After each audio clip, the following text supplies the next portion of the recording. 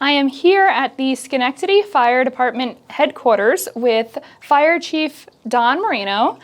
How are you? Good, how are you? Good, thank you. So I have a ton of respect for public service, and I assume you do as well, with over 30 years of service to your community. So I guess my first question would be, why?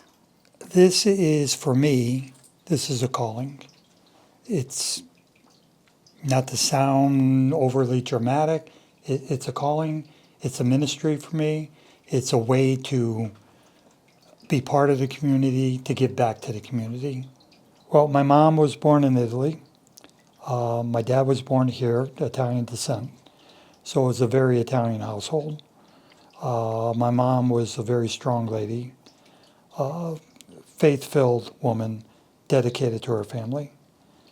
And she instilled in me the importance of not being selfish, of looking out for others, of caring for others, never leaving your area worse than, always making it better than, and always looking out for your other people.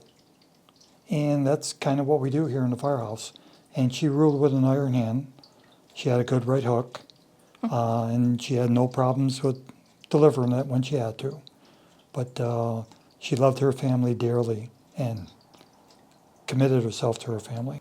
First responders, firefighters, paramedics, we're called by people not when they're having a good day. It could very well be their worst day ever. And we have the ability to really make a difference. And for me, that is what it's about. For this firehouse, roughly how many firefighters are there? There's 8 firefighters and a deputy chief.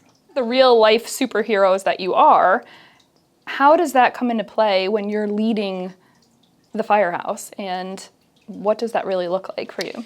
See, that's the thing. You call us superheroes, and people look upon firefighters as that. And these are ordinary people doing extraordinary things. But they're just that person. They're that guy that goes to the market, once a week for the family, and that lady that is taking her kids to school.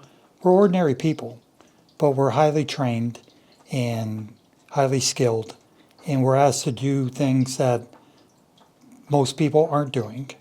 So if that makes them superheroes, okay, but it's regular people doing extraordinary work.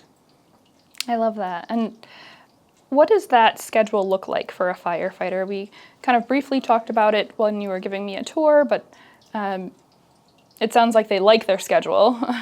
Well, for Schenectady, it's a 24-hour schedule. Not every fire department has that. Okay. But for us, it's a 24-hour schedule. We work one day on, 24 hours on, 72 hours off. And we have 4 platoons here. So every day, in a 4-day period, there are different people working. With this being, taxing mentally and physically, are there resources available for firefighters? What does that really look like? So when I'm speaking to new firefighters, and the message is delivered among all the firefighters, you have to be ready when you come to serve your time, when you are called to duty. You got to be ready physically, mentally, spiritually. You got to be ready to be able to lay it on the line. You may go your entire career where you're not called to actually lay it on the line for someone in trouble, but you have to be prepared for that. You have to be physically fit. Each of our firehouses have gyms. Many of our people enroll in outside gyms, but taking care of yourself physically and making sure that you're eating right and you're getting enough sleep and all that is important, because when it's time to be ready to lay it on the line, all those things come into play. And your mental health is very important. They say, and I don't have the exact statistic, but the average person may see 2 or 3 traumatic events in their life. Mm-hmm. And it could take up to 20 years for the brain to totally get a hold of that and deal with it. firefighters, first responders, we see multiple tragic events and multiple trauma events throughout our career. So it is taxing. Here at Schenectady, we have a peer support group. We have clinicians, psychologists that we can call upon. We have a chaplain that we can call upon. And the brotherhood and sisterhood of the fire service, it's real. This is a family. And when we talked about, do people like the schedule? Yeah, they do. Do they like the benefits? Absolutely. I like the pay? Sure do, right? But if you come here for that, you're not going to be as successful as you can be. If you are able to believe in what we do, in our mission, and believe in how we're serving people, and become part of the family, and it truly is a family, that is equally as important as all the specialists that we can access. We live here 24 hours, and we do what everybody does in 24 hours. We shop for our meals, we prepare our meals, we sit around the kitchen table, we solve all the world's problems in the first 15 minutes, and we're part of their lives. We're part of each other's life. If someone's going through something at home, we're there for them. And it may be they just need to talk. Maybe they need to go seek other help. But sitting around the kitchen table, after everything is done, you have that time, that speaks volumes of how we care for each other. Yeah, that's a great support system to have, especially when you have to trust the people that you're working with, certainly. So. You absolutely have to trust them. And I don't care what your political views are. I don't care what your opinions are. I will respect all that. What I care about is if I'm stuck inside, you're coming to get me. yeah, As that's they what say, matters. yeah. They say there are no atheists in foxholes. Mm-hmm. Same here. I need help. I'm not going to say, well, I don't believe in your political view, so let me stay here trapped. Right. No, please get me out. In terms of other agencies that you work with, I understand that there are some responsibilities that you have to the county. We're the largest career fire department in Schenectady County, and we are the Schenectady County Hazardous Materials Team, Special Operations Team. Part of Special Operations is confined space, so we have a 30-member Special Operations team that does hazardous materials. They do confined space, they do land-based water rescue. We have the best fire investigation, fire prevention unit in the state, bar none, where we have 100% conviction rate of any case that goes to trial. That is unheard of. Wow, yeah. These people are the utmost professionals. They're the best. So we do a lot. We do a lot for the citizens of Schenectady and also for Schenectady County. Within real estate, what I do full time, recently saw a sticker on someone's home and it said, "Attention firefighter, save my pets." I care deeply about pets. I also have a dog boarding business on the side. And I was wondering, is that something that's provided by a fire department? And do they take that into consideration when going into a home? Let me answer that by backing up a little bit. Those stickers you see, throughout the years there have been different campaigns. The Vial Life was one, Yellow Dot's another one, Pet Finder's another one. Okay. And so it depends on the time if a department's going to get involved in that and hand those out. Okay. So when we approach up a situation, structure fire or some other issue, some other incident, we go with the assumption that there could be people inside, there could be pets inside, and I'm a pet owner also. they become part of your family. So that's another life that we're sworn to protect. So when we go in and we're doing our search, we're searching for people, we're searching for pets, we're searching for any living being. Okay, well, that's comforting to hear, certainly. And in terms of prevention, in your career, is there any kind of notable cases that you remember that really could have been prevented by a homeowner? We had a fire a couple years ago in the Woodlawn area in a community, an apartment community. And it was about 5:30. Lady was by herself in the apartment. She was sleeping. She thought the smoke detector went off. She woke, thought she smelled something burning, took a quick look, did not see what was going on. She took the detector down. She disconnected the battery, threw it in her dresser drawer, and about 20 minutes later, her apartment was fully engulfed in flames. So Wow. you have to take that seriously. I believe it was 2 years ago on Lexington Avenue, north side of the city. Let me start that over. It was Fire Safety Month, and we were in Zoller School. Which is October, right? Sorry? Which is It's October? October, Okay. yes. So we were in Zoller School doing what we do. And I don't have the exact time frame. It was approximately, I believe the child's name was Chloe. Again, I'm not sure. It was 2 years ago, so. Yeah. She participated. I think she was 10 years old. Participated in the classroom, got all the instructions. About 4 days later, she's sleeping, and the smoke alarm alerted her. She looked out her window and she saw her house was on fire. She knew exactly what to do. She just attended the training.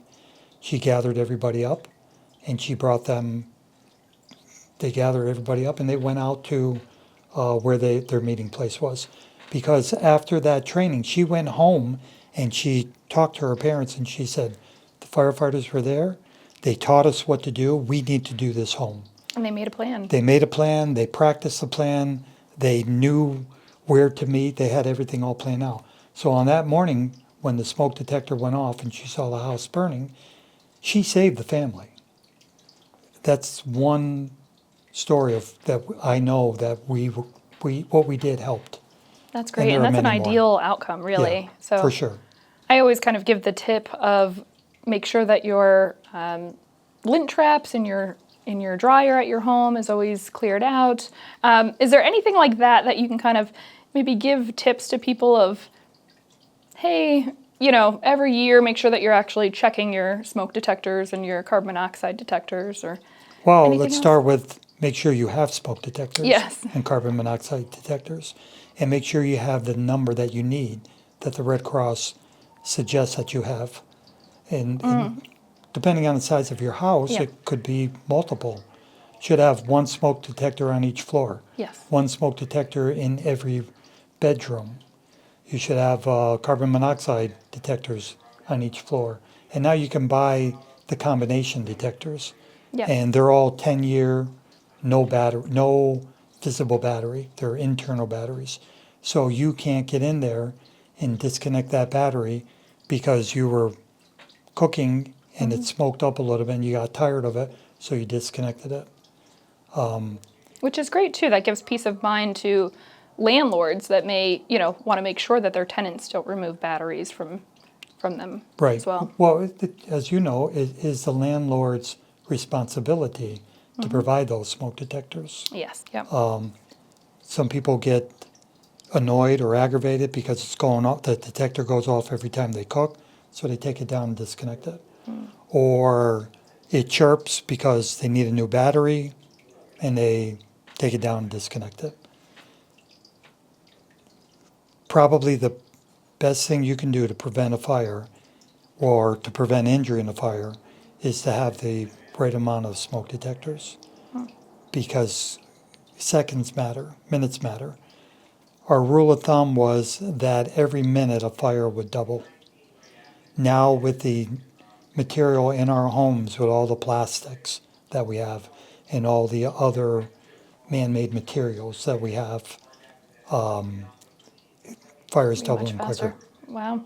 If someone were to listen to this or to watch us and they had an interest in serving their community as well, or just getting more information, where would you suggest that they start? Well, so recruitment. Times have changed. The fire service, first responders, paramedics, police officers, those were careers that it seemed that people wanted. And now I'm not sure if people want it anymore, or not the number of people. When I took my first test, there were over 350 people in the room. And it was very competitive.